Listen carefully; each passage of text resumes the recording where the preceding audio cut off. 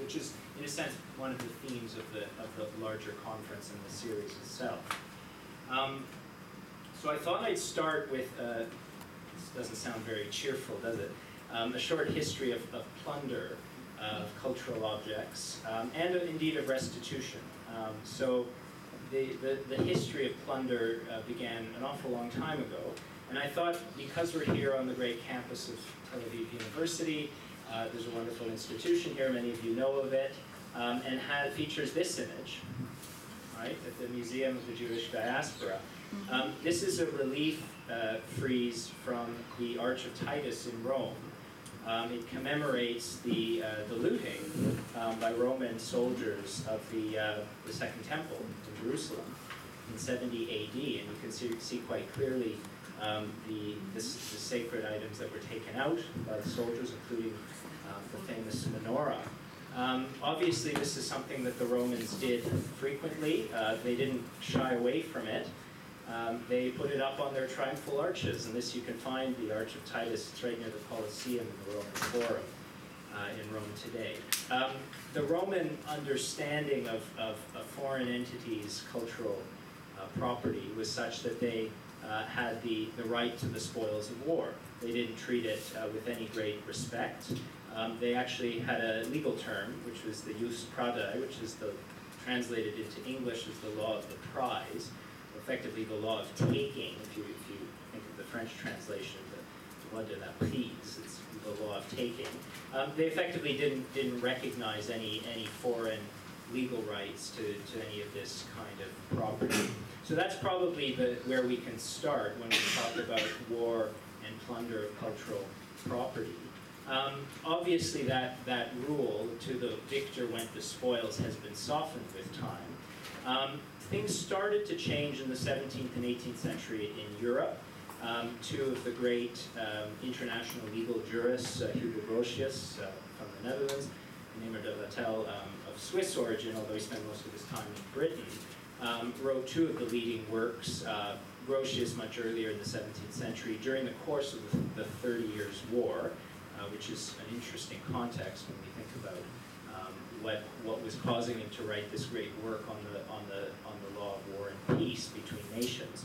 And then Emir de Vattel over 100 years later in the law of nations. But both of them give a sense. First of all, Grotius talks about the fact that victors in war generally are not prevented from taking property of the conquered peoples.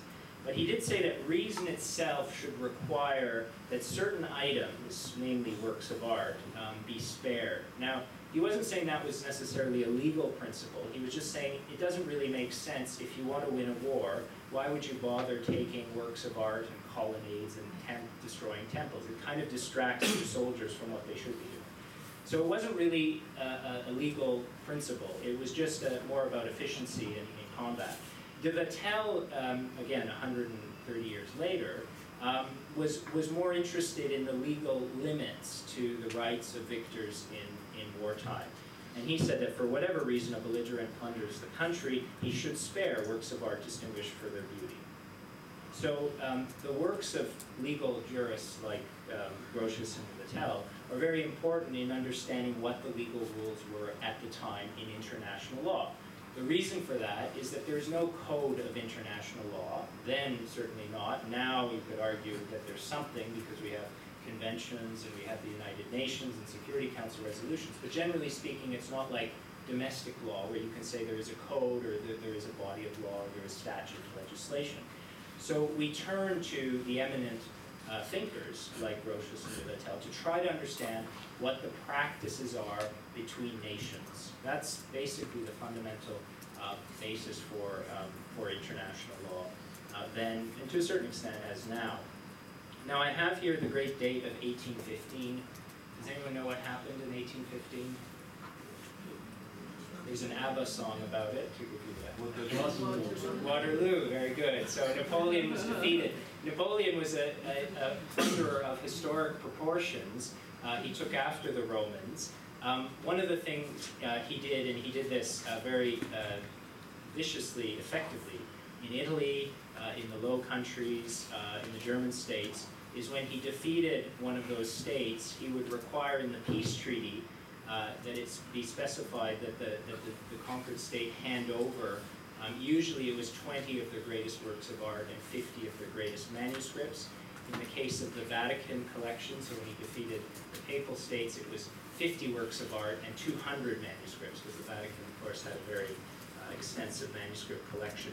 So these were brought back to France and placed in what was then called the Musée Napoléon, a very humbly titled institution. Does anyone know what it's called today? The Louvre. Very good. So those had pride of place in the French public collections, as they then were. 1815, of course, he meets his end at Waterloo, and the Allies who were occupying Paris had to decide what to do with all of this material, these works of art. There were about 2,000 of them that had ended up at the Louvre. And quite fascinating development, but they decided that they would apply a policy of restitution in 1815. The idea was that what Napoleon had done was contrary, this is to use the words of the British delegation at the time, contrary to the usages of modern warfare, and basically contrary to international law. And so things had to be returned. So the famous Laocoon sculpture, which had been taken by French troops from the Vatican, was returned to the Vatican collections. The 4 horses in San Marco in Venice were returned to Venice. A number of pieces were returned to the German states and to the Netherlands as well. So you had a practice of return. Now, not everything did go back. Of the roughly 2,000 pieces, over half of them were returned. One of the problems was that the very clever and schemy director of the Louvre, Vivant Denon, knew this was happening, knew this was about to occur. So he sent a lot of works to provincial museums so they wouldn't be found by the Allied troops. So as a result, if you visit French provincial museums, you sometimes come across a piece that might have started life in a Belgian monastery or in an Italian princely collection. So not everything was returned, and the Italians especially still have a bit of an issue with this, but they did get a lot back in the end. So 1815, an important watershed, you could say, in terms of the international practice of plunder, spoliation, and then restitution.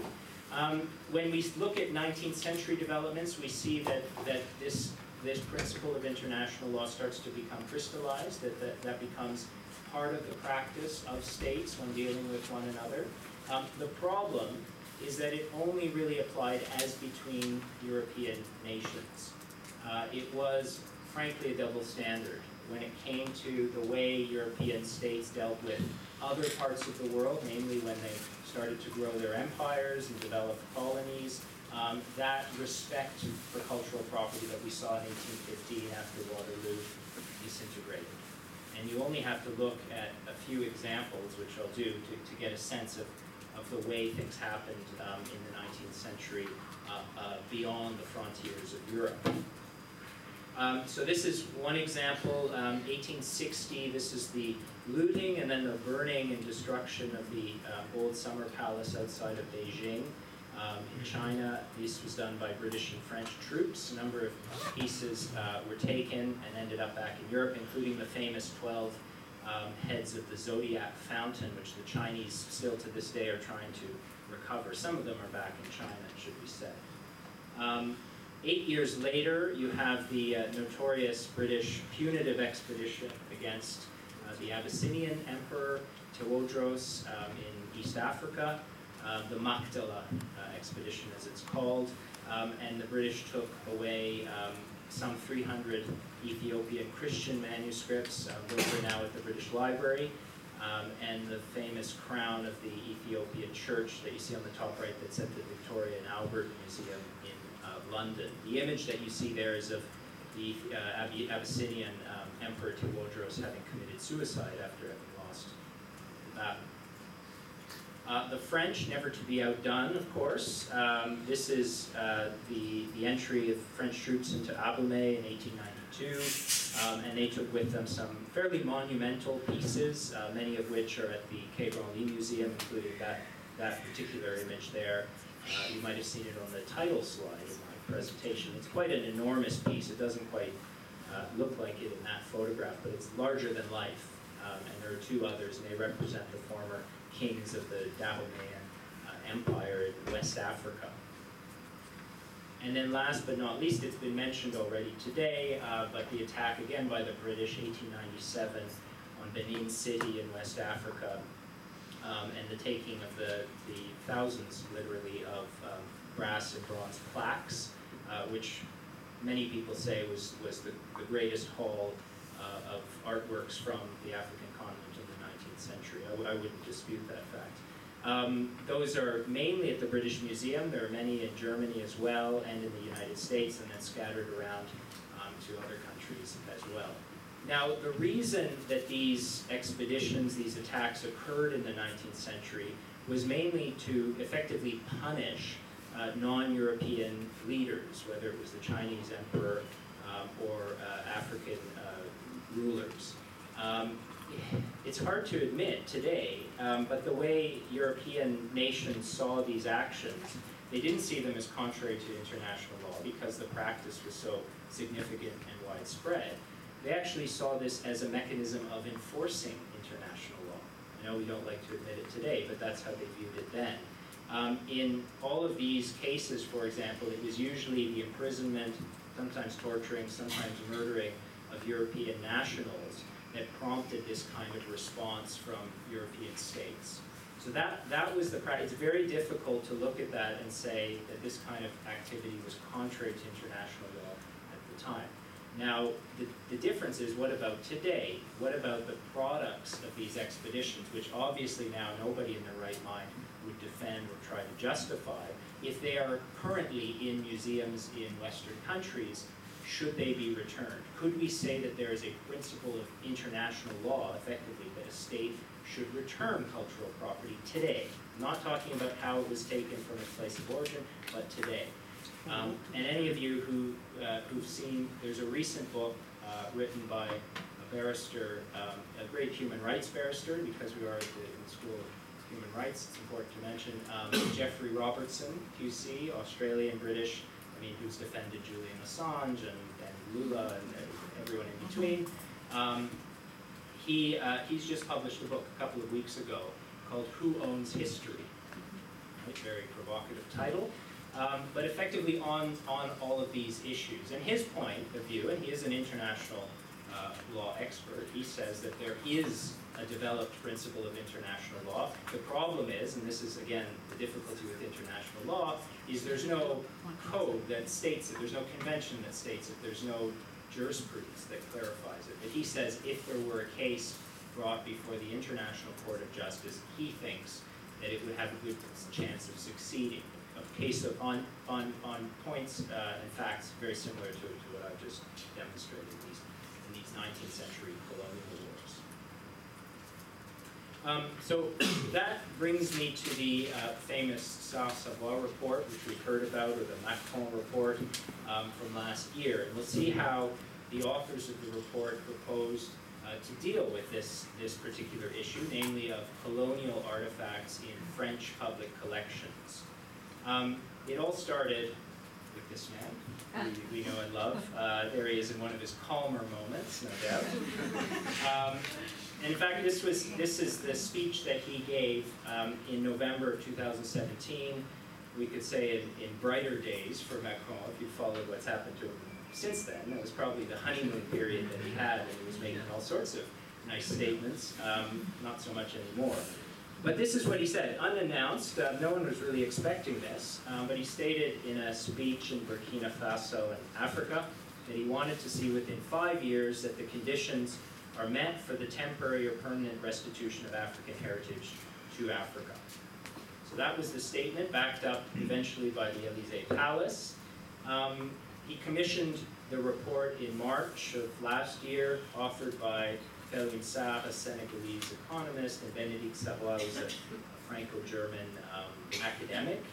And they released their report in November, just over a year ago, in fact.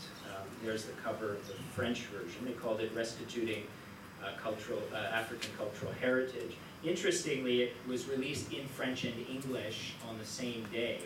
And for anyone who follows the release of French commissioned reports, having something in the language of Shakespeare is very rare. So what we can deduce from that is that they knew they were writing not just for a French audience, but for a global audience. I think they would probably accept that statement.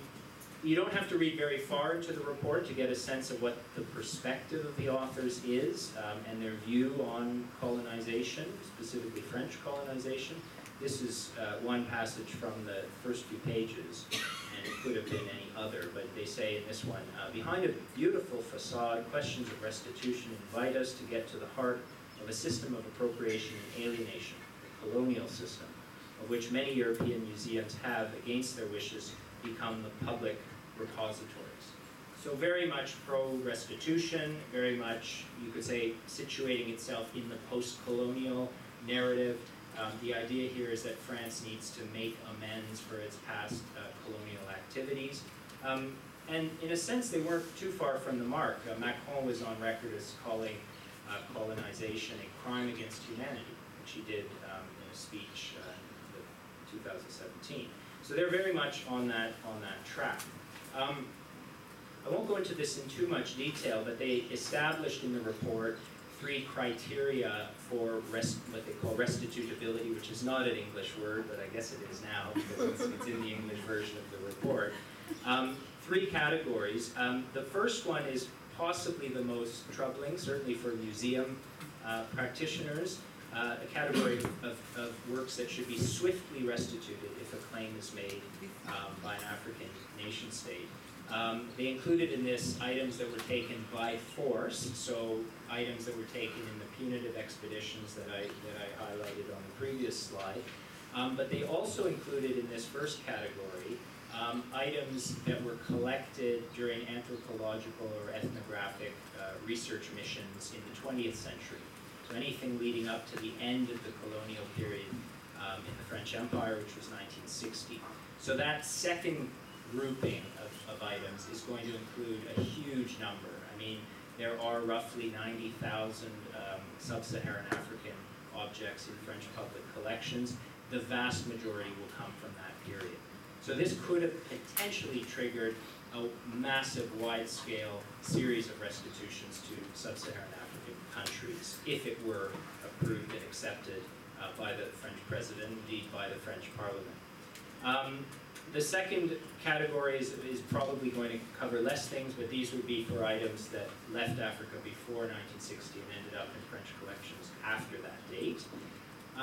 And then the third, these would be items that museums would effectively be able to retain. What they did, and Mayo Moran mentioned this in her speech last night, is that they effectively proposed a reverse burden of proof. So it would be up to the institution to prove that an item had been acquired through a free and fair and documented transaction. So usually in claims of this sort of nature, restitution claims, it would be up to the claimant to demonstrate that there was an unfair transaction, or that the use of force was there, or it was a forced sale, or whatever it might be. In this proposal, the idea was to effectively create a presumption of restitution, a presumption of restitutability, according to the authors. That might have been a bridge too far, I think, for some of the people in charge of French museums. That idea that the museum itself would have to prove that something was taken in a free, fair, and documented transaction. When we're talking about tens of thousands of items taken in a particular context, that can be very difficult. So that might be the reason why the report has not been officially approved or adopted in France. It was certainly met with some resistance from the head of the main ethnography museum in France, the Quai Branly Museum, and others. I'll just finish on this point, which is nice work. They certainly set it up as a call to arms, and I think it got a lot of people in this sector talking. A lot of people in the cozy world of museum collections management. Not so cozy, but it can be cozy in some regards. We're alien. But it did get people talking about these issues very seriously. The problem, legally, is that under French law, like in many European countries, public collections are considered inalienable, which means you cannot take an item out of a public collection, even if it's to do justice, even if it's to return it to its former owner because that's the correct thing to do on an ethical standing. So you have to somehow get around this strict inalienability under French law, and it's provided under two pieces of legislation, two codes that I have there. The first is the French Heritage Code. So how do you get around this? Now, this isn't the first time that this issue has come up in France or indeed anywhere else. And so just looking at the French examples, I'll go over the four very quickly. The first would be what happened to the art that was taken by the Nazis from Jewish families and others in the occupation. This material was taken to Germany, and then after the war, obviously returned to France as a state, not to individuals, as we've heard this morning. And so what the French government did was they established effectively a ring-fence area of objects, and they call it the Musée National Récupération, or MNR. So these are items that, some of them are airless items, to be frank, and some of them are items where they cannot trace who the owners are or no claims have been made. And those particular items are kept legally distinct from the French public collection. So if a claimant does come forward and try to recover one of those pieces, it's not covered by the rule of inalienability. So that works in that particular area. Now, the second example relates to some human remains that were in French collections. And these were being claimed by New Zealand Maori for return. And eventually they were returned by French institutions, but to do so they needed to pass a special law. So this approach would involve passing a new law each time you wanted to restitute some of the objects, which is, of course, rather cumbersome when you're dealing with thousands, perhaps tens of thousands of items.